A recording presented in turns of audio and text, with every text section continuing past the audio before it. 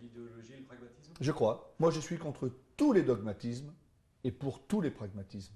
Et je pense qu'il faut laisser l'idéologie au placard de nos jours.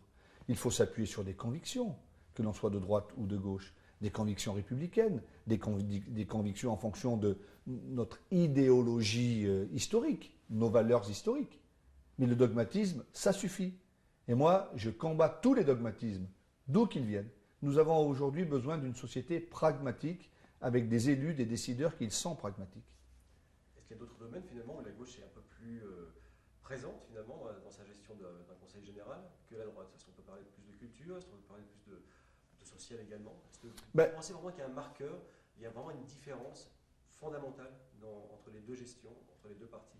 Vous savez, aujourd'hui, entre la droite et la gauche, entre les Français de droite et les Français de gauche, il y a beaucoup de choses qui nous rassemblent. Sur la société, sur la République, on a vu ce qui s'est passé début janvier après les attentats. Mais il y a une chose qu'il ne faut jamais faire, c'est capituler.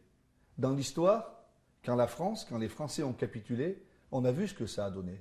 Et quels que soient les moments, les difficultés, les craintes de nos concitoyens, il faut leur expliquer mais ne jamais capituler sur le social, sur la solidarité. C'est le fondement même de notre République. C'est consubstantiel de notre pacte républicain. Donc ça, il ne faut rien, jamais lâcher.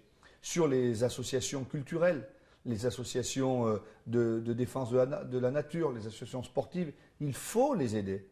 Parce que si on ne les aide pas, alors elles ne pourront pas vivre. Et qui peut les aider?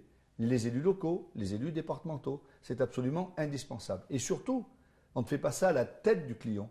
Ce qui nous importe, nous, c'est que le service soit rendu et que ces milliers de bénévoles dans toute la France, ces centaines de milliers, dans nos départements, dans notre région Rhône-Alpes, ces milliers de bénévoles, ils jouent un rôle essentiel d'éducation, un rôle essentiel d'aménagement, d'accompagnement.